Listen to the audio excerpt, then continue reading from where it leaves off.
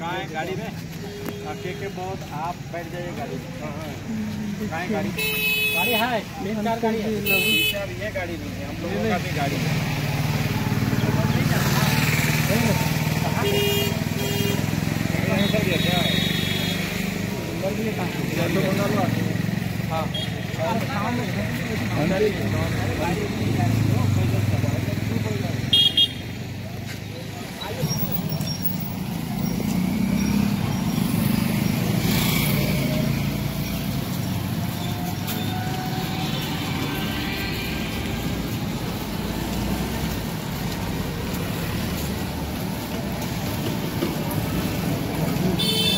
सभी साथियों को नमो बुद्धाय, जय भीम।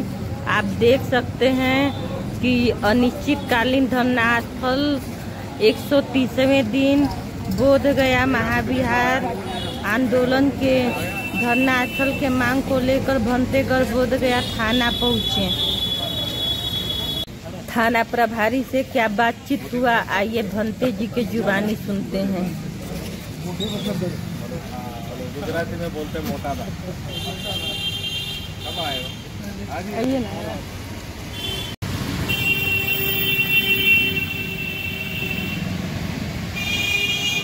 बंदा नहीं बनते जी? हाँ जी, मंगल हो।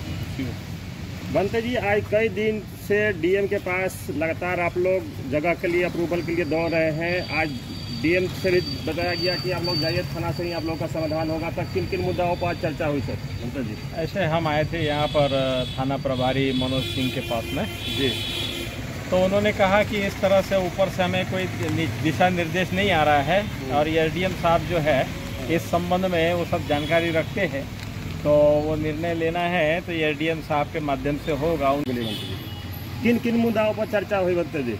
ऐसे आज हम आए यहाँ थाना प्रभारी बोधगया के पास में मनोज सिंह जो है उनसे पूछताछ करने के लिए, क्योंकि कल जनता दरबार में हम जिलाधिकारी महोदय के पास गए थे तो उन्होंने काफ़ी कुछ बातें कही कि एक तो बोधगया में दंगा फसाद जैसी स्थिति हो गई थी और जो जगह आप लोगों ने मांगा है जो मनकोशी एरिया है जो डुंगेश्वरी पर्वत के साइड का, तो बोला कि वहाँ पर जो है बुद्ध पूर्णिमा के अवसर पर ऐसे दंगा फसाद हो गया और फिर उसी क्षेत्र में आप क्यों जा रहे हैं, वो जगह ठीक नहीं है। जी। तो हमने कहा कि नहीं, यहाँ चुनाव की प्रक्रिया की वजह से आचार संहिता, इसलिए हम नदी के उस पार जाना चाह रहे। नहीं, आप जो है पहले तो यहाँ का माहौल जो है सारा गर्म रहा, बिगड़ा रहा, तो इस संबंध में जो जिन संगठनों ने माने आपके धरना से लोगों ने हिंदुओं को गालियां दी है और माहौल खराब किया है, जाकर के वहाँ डुंगेश्वरी में मारपीट झगड़ा हुआ है, उसकी वजह से तनाव हुआ है, तो जिन लोगों के साथ तनाव हुआ है उन लोगों को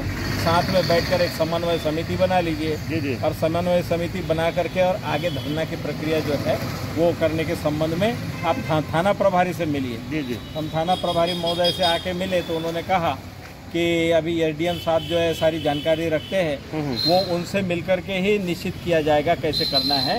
और फिलहाल बारिश बहुत ज़्यादा आ रही है तो आप जिस मोनास्ट्री में रुके हुए हैं कुछ समय के लिए उसी मोनास्ट्री में रहिए, क्योंकि बाहर में वातावरण सुरक्षित नहीं है और पूरा एक तो बारिश का मौसम है और आचार संहिता वाला मामला है, कहीं पर भी जाना आप लोगों के लिए सुरक्षित नहीं है।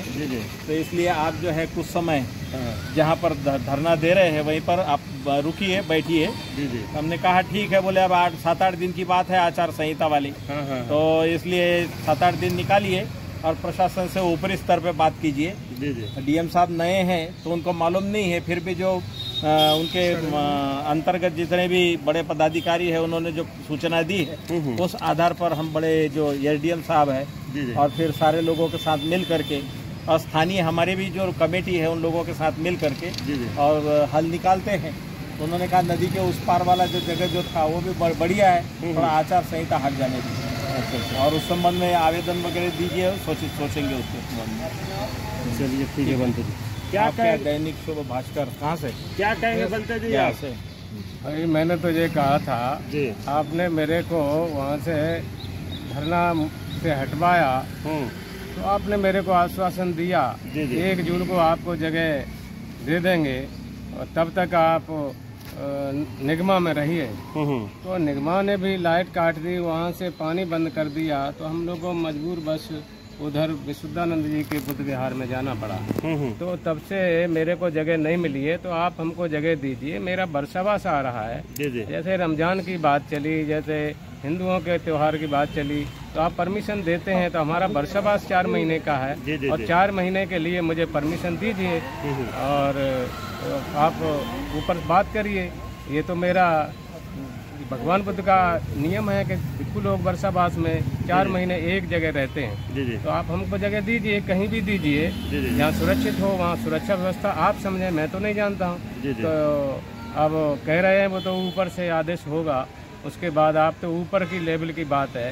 तो मैंने कहा मैं अन्याय के खिलाफ लड़ रहा हूँ, तो आप मेरा सहयोग करें। ये डीटी एक्ट निरस्त होने के लिए सरकार जाने, पूरा देश जानता है इस बात को। संविधान लागू 1950 में हुआ है, तो ये शून्य हो जाना चाहिए और ये अभी तक ये शून्य नहीं किया गया है, और किया जाए और हम लोगों की व्यवस्था की जाए। चलिए धन्यवाद। हमारे पटेल साहब से ले लीजिए, हमारे वरिष्ठ नागरिक भी हैं, स्थानीय हैं। एक बार अपना पूरा परिचय दे दीजिए। डॉक्टर हेमंत पटेल। क्या कहना है इस विषय में आपको? ये जो धरना चल रहा है, धरना के लिए तो उचित है कि बिना धरना दिए प्रशासन पर कोई प्रभाव नहीं पड़ता है, और इतने दिनों से ये निरस्त नहीं हुआ, तो निरस्त होने के लिए जो धरना दिया जा रहा है, ये धरना जो है, और थाना प्रभारी जी ने भी कहा कि ऊंचे लेवल की बात है, लेकिन धरना जो आप लोग शांतिपूर्वक दे रहे थे उसमें कोई व्यवधान नहीं था। मैं भी खुश था, लेकिन कुछ जो 12-13 को मई में जो कांड हुआ, इसलिए हम लोग भी जो है कि नहीं दुखित हैं। नहीं तो हम लोग, आप लोग जो बैठे हुए थे उससे हम लोग खुश थे और हम लोगों को कोई दिक्कत नहीं हो रही थी। और आप लोगों के लिए जैसे ही जिलाधिकारी महोदय से कुछ उस तरह की सूचना आती है तो मैं कुछ करूँगा। ऐसे जहाँ आप लोग बैठे हुए हैं वहाँ आप बैठिए, वहाँ हम जो है कि नहीं सुरक्षा के लिए हर दृष्टि से हम आपको वहाँ पर आते जाते रहेंगे, देखते रहेंगे। और जैसे ही आपका ये आचार संहिता खत्म होता है तो जो आप दूसरे जगह आप बगल में देख रहे हैं देखिए, और फिर जिलाधिकारी से मिलकर तो जैसा भी निर्णय होगा हम तैयार हैं। चलिए, हम आपके धरना के पक्ष में हैं। चलिए, धन्यवाद। क्या कहेंगे सर जी? अभी डीएम के निर्देशानुसार पंडित जी के नेतृत्व में हम लोग थाना प्रभारी से मिले। डीएम साहब का कहना था कि आप पुलिस के साथ समन्वय समिति बनाइए, तो उन लोग जो एडवाइज करेंगे उसके अनुसार हम लोग निर्णय लेंगे। उसी के तहत हम लोग यहाँ पर आए थे। तो ये अपना डिपार्टमेंटल बात बताते हैं कि भाई हम लोग तो लो लेवल का आदमी हैं, जो हाई लेवल की बात है तो हाई लेवल पर ही निर्णय होगा। और हम उनको ऐसा कोई निर्देश डीएम कार्यालय से नहीं आया, ना ही एसडीओ से आया। यहाँ तक बोले कि अगर निर्देश आएगा तो हम खुद खबर करेंगे आपको। क्या कुछ पॉजिटिव बात हुई है? पॉजिटिव है वो, मतलब पॉजिटिव ही क्या है, ना पॉजिटिव है नेगेटिव है, जहाँ है वहीं पर है। ये बॉल जो अभी डीएम के कोर्ट में है। हाँ, मतलब अगर एसडीओ भी बोले होते तो एसडीओ हमको बोले होते हैं, स्पष्ट बताए, जो वस्तुस्थिति है वो बताए। आगे सब हाई लेवल की बात है, तो जो भी निर्णय होगा वहीं से होगा। आप जाकर के फिर दोबारा मिल सकते हैं। बुद्धाची मूर्ति घेऊन घ्या बरं, बुद्धाची मूर्ति घेतली